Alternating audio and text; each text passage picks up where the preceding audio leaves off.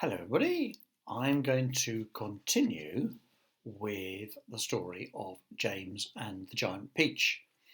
And you'll recall we've done the first 3 chapters. They're actually very short chapters, so I'm going to be able to do sort of 2 chapters at a time quite easily. And you'll recall we met the two nasty aunts, Aunt Sponge and is it Aunt Spiker, I think, isn't it? Remember rightly, they're both very unpleasant, we know that.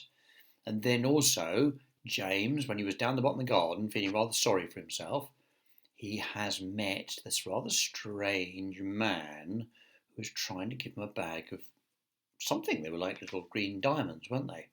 Which I think he said they were crocodile tongues that had been cooked and boiled and bubbled. Now, whether you should really take the things from strangers, well, I think actually we know, don't we, that you shouldn't. But this is a story, and there's often a bit of magic in stories. So if Jack had never taken the beans, who knows? Jack and the Beanstalk wouldn't have happened. So maybe it's the same with James and Giant Peach, but we know that it's not generally a good idea. So let's have a look at what happens in chapter 4. Okay, so James Henry Trotter stood there clutching the bag and staring at the old man. And now, the old man said, all you've got to do is this. Take a large jug of water and pour all the little green things into it. Then, very slowly, one by one, add 10 hairs from the top of your head.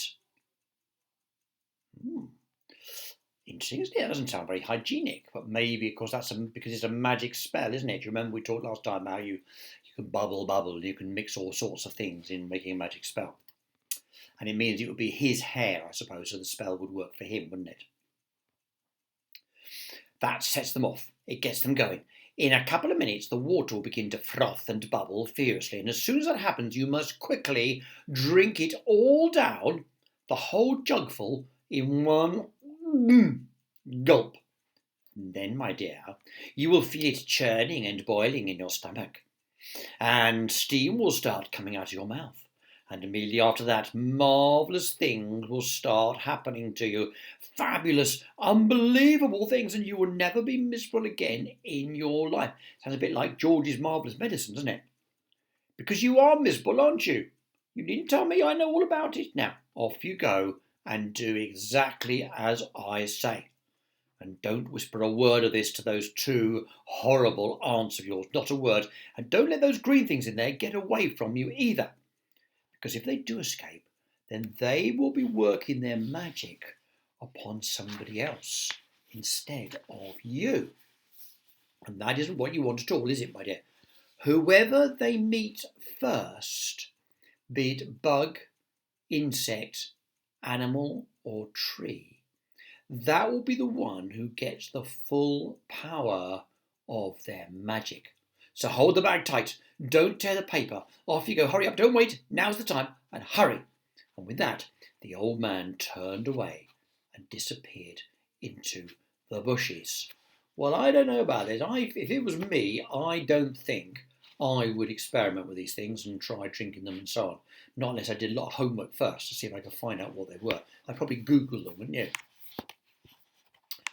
Okay, so chapter 5. The next moment, James was running back towards the house as fast as he could go. He would do it all in the kitchen, he told himself, if only he could get in there without Aunt Sponge and Aunt Spiker seeing him. He was terribly excited. He flew through the long grass, he flew through the stinging nettles, not caring whether he got stung or not on his bare knees. In the distance he could see Aunt Sponge and Aunt Spiker sitting in their chairs, still sipping the lemonade, I expect, with their backs to him.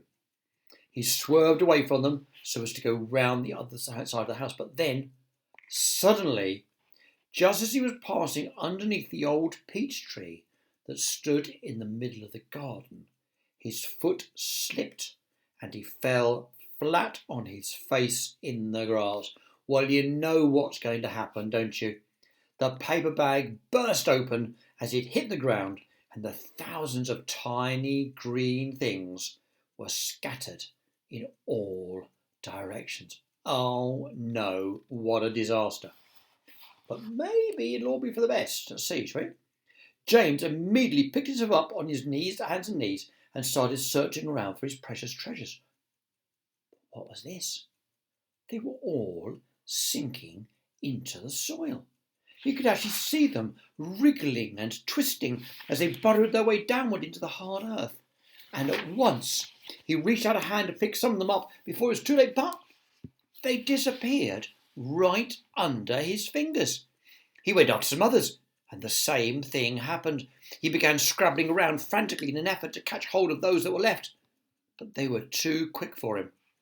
Each time the tips of his fingers were just about to touch them, they vanished into the earth. And soon, in the space of only a few seconds, every single one of them had gone. Disaster. James felt like crying. He'd never get them back now. They were lost forever. But where had they gone to, and why in the world had they been so eager to push down into the earth like that? What were they after? There was nothing down there. Nothing except the roots of the old peach tree, and a whole lot of earthworms and centipedes and insects living in the soil. That's interesting, isn't it? Because we know some of the characters in the story from when we first started. And what was it the old man had said? Whoever they meet first, be it bug, insect, animal, or tree, that will be the one who gets the full power of their magic. Good heavens, thought James, what's going to happen in that case if they do meet an earthworm, or a centipede, or a spider? And what if they do go into the roots of the pear tree? Get up at once, you lazy little brute! A voice was suddenly shouting in James's ear. James glanced up and saw Aunt Spiker standing over him, grim and tall and bony, glaring at him through her steel-rimmed spectacles. Get back over there immediately and finish chopping up those logs, she said. Aunt Sponge, fat and pulpy as a jellyfish, came waddling up behind her sister to see what was going on. Why don't we just lower the boy down the well in a bucket and leave him there for the night, she suggested. That ought to teach him not to laze around like this the whole day long. Yes, that's a very good wheeze, my dear Sponge, but let's make him finish chopping up the wood first. Be off with you at once, you hideous brat, and do some work. Have you noticed Aunt Sponge always wants to do nasty things to him? Aunt Spiker always wants to make him do some work first. Slowly, sadly, poor James got up off the ground and went back to the woodpile. Oh, if he hadn't slipped and fallen and dropped that precious bag. All hope of a happier life had gone completely now. Today and tomorrow and the next day and all the other days as well with nothing but punishment and pain, unhappiness and despair.